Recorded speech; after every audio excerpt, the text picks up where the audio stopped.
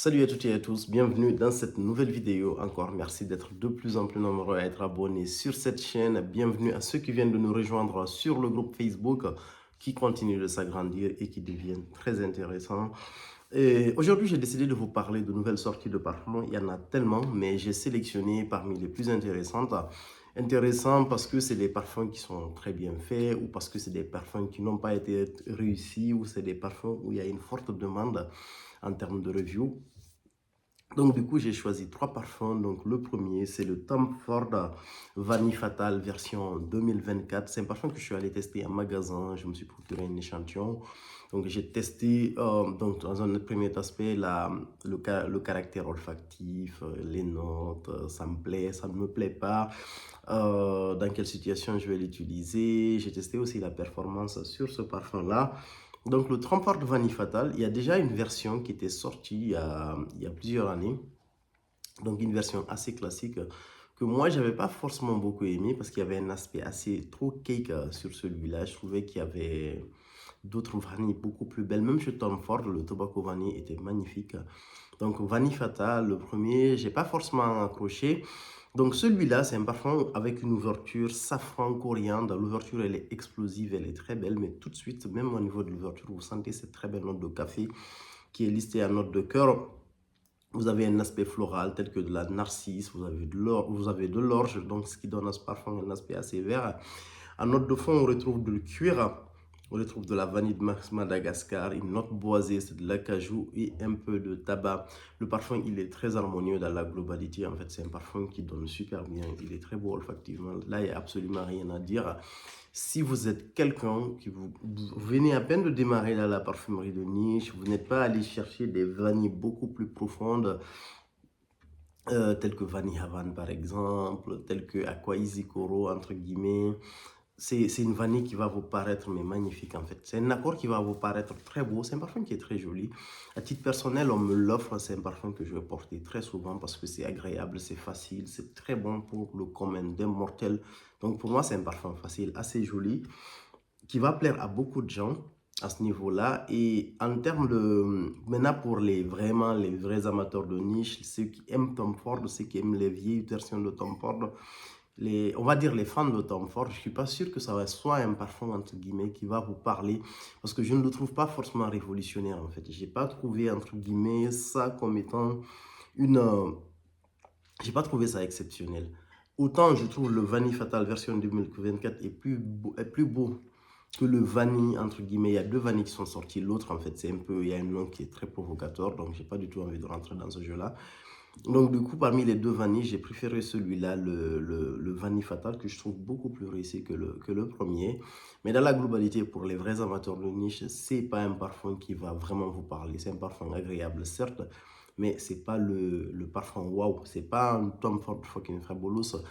Pour moi qui suis un très grand fan de Tom Ford, qui suis buté à Oud Wood, à Tom Ford fucking Fabulous, je trouve pas la création entre guillemets du Vanille Fatal comme étant quelque chose d'original. C'est bien travaillé, c'est bien exécuté pour... je pense que c'est un parfum qui va vraiment marcher parce que voilà, c'est de très belles notes entre guillemets, ça plaît à beaucoup de gens.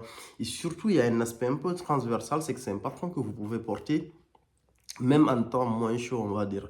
Même en temps chaud, pardon, vous pouvez le porter quasiment toute l'année, quoi. Sauf en été quand il fait très chaud. Mais c'est un parfum qui va être facile à porter à ce niveau-là. Et avoir une vanille qui n'est pas très lourde, c'est quelque chose de très agréable.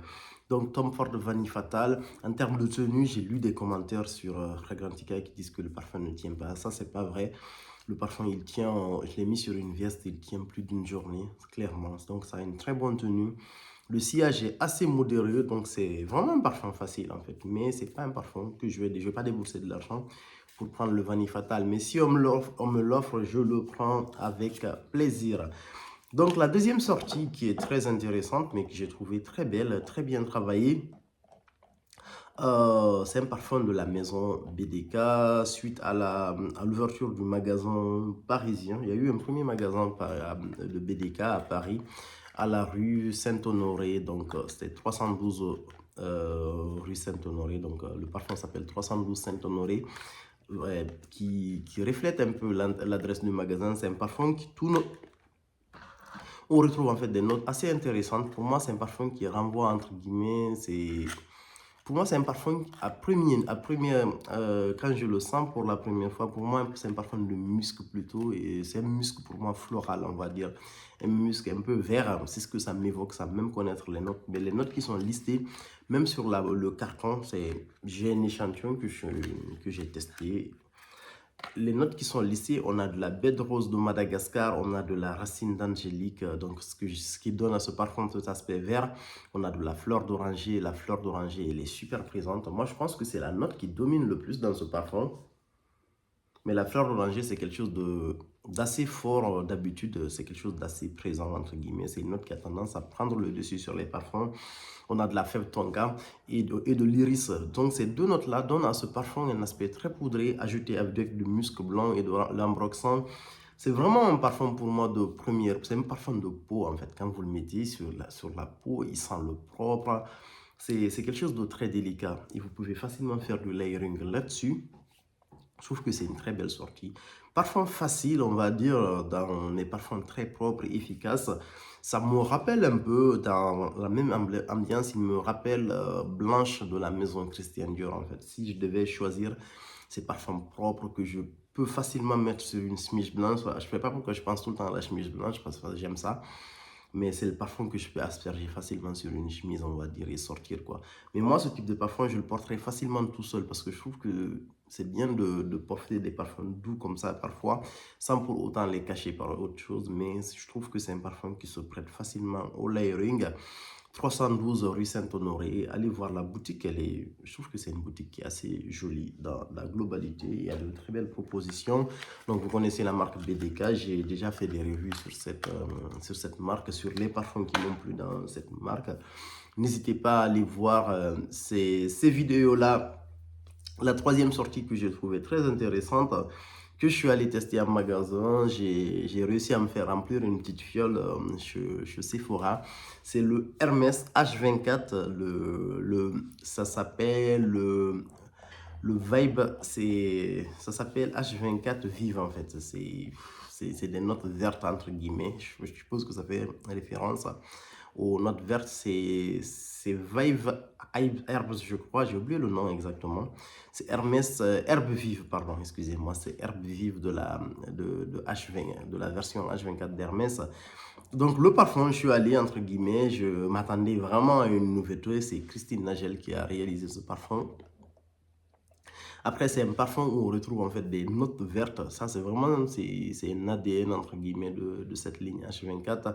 On a une note de poire, un aspect fruité qui est très présent dans le parfum qu'on sent pendant presque toute la durée de vie de ce parfum. Et on a de la psychole, je sais pas. C'est un aspect légèrement mantelé entre guillemets. Quelle est la valeur ajoutée de ce parfum-là? Je trouve qu'il est juste un peu plus fruité en fait. C'est mon avis personnel. C'est mon avis. Après, est-ce qu'il est meilleur par rapport aux deux autres? Je ne suis pas du tout de cet avis-là, je ne pense pas. Donc, en résumé, je n'ai pas trouvé le parfum suffisamment pertinent pour que je l'ajoute entre guillemets au H24 version parfum que j'ai, que je trouve mais excellent ce parfum-là. Ce parfum, il est magnifique, quoi. Je trouve que il est juste parfait. Après, mon avis, comme je l'ai dit lors de la revue du H24, je pense que le Herbe Vive, en fait, c'est une déclinaison du H24. Lorsqu'ils le fabriquaient, peut-être ils ont eu plein de déclinaisons. À chaque fois qu'ils trouvent une déclinaison intéressante, peut-être qu'ils la mettent de côté. Je ne suis pas sûr. Ça ne me surprendrait pas que l'année prochaine, on nous sorte, entre guillemets, une nouvelle version. On va dire peut-être une version extrait, j'en sais rien.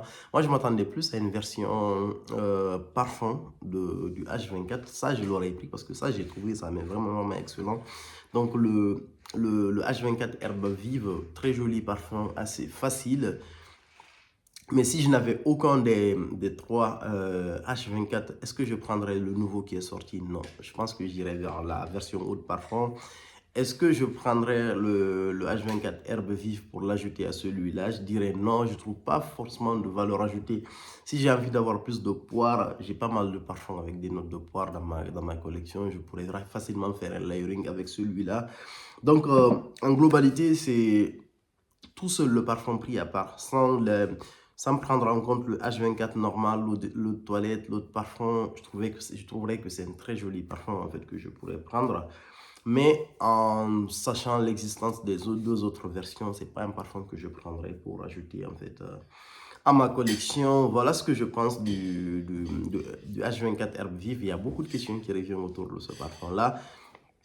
Mais après, c'est une première impression sur ces parfums, surtout sur le H24 Herbe Vive. J'aimerais bien le tester en été. Je pense que je vais repartir quand il va faire très chaud. Parce que celui-là, j'aime bien le porter en temps très chaud. Je vais essayer de reporter ce parfum et voir si mon avis a évolué. Je reviendrai vous faire une vidéo là-dessus. Merci beaucoup. À plus pour de nouvelles vidéos.